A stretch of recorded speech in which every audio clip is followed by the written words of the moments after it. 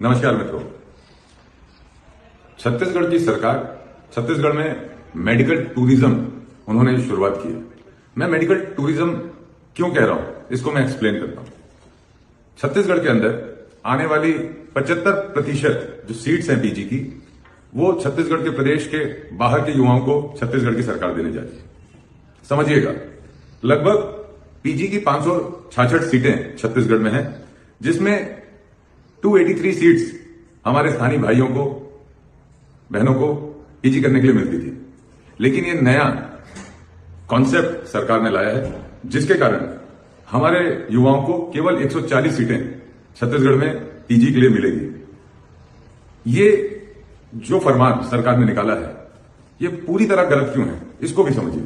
छत्तीसगढ़ में जो हमारे दूर अंचल हैं, वनांचल क्षेत्र हैं, सुकमा, बस्तर, जसपुर, नारायणपुर, इन सभी जगहों पर जो हमारे डॉक्टर्स यहां पर पढ़ाई करते हैं, उन लोगों को 2 साल का बॉन्ड सरकार के साथ होता है, जिसमें उन लोगों के लिए आवश्यक होता है कि वो 2 साल उन जिलों में जाकर काम करें, जिससे उनको पीजी में जब वो अप्लाई करते हैं तो उनको बोनस अंक मिलते हैं। आप बताइए, जब 140 सीटें ही रहेगी तो हमारे जो डॉक्टर्स हैं जो यहां से निकलेंगे, उनको पीजी में कैसे अवसर मिलेगा? उनका नुकसान हो रहा है। साथ ही साथ जो इंफ्रास्ट्रक्चर छत्तीसगढ़ की जनता के टैक्सेस से बना हुआ है, उसका लाभ लेंगे बाकी राज्यों के लोग, तो ये पूरी तरह गलत है। इसलिए मैं इसको मेडिकल टूरिज्म सरकार का कहूंगा। साथ ही साथ कुछ और आंकड़े मैं आपको समझाना चाहता हूं। जो वर्तमान परिस्थिति है, हम देखेंगे महाराष्ट्र में लगभग 3600 सीट्स हैं, राजस्थान में 2250 सीट है, गुजरात में 2200 सीट है, मध्य प्रदेश में 1500 सीट है, उड़ीसा में 750 सीट है।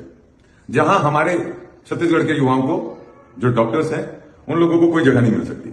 वहीं छत्तीसगढ़ में जहां मात्र 566 सीटें हैं, उसमें से भी 70% सीट्स ही ले जा रहे हैं अदर स्टेट्स के डॉक्टर्स के लिए।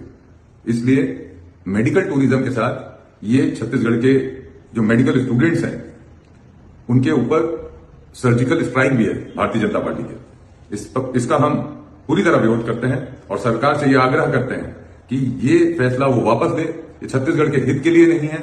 सरकार इस फैसले को वापस नहीं लेगी तो हम पूरी जिम्मेदारी से विधानसभा में इस पूरे विषय को मजबूती से उठाएंगे और जो हमारे युवा लगातार मेडिकल फील्ड से जुड़े हुए युवा संस्थाएं इस पूरे विषय पर आंदोलन कर रही है, विरोध कर रही है, उनके साथ मिलकर सड़कों की लड़ाई लड़ेंगे।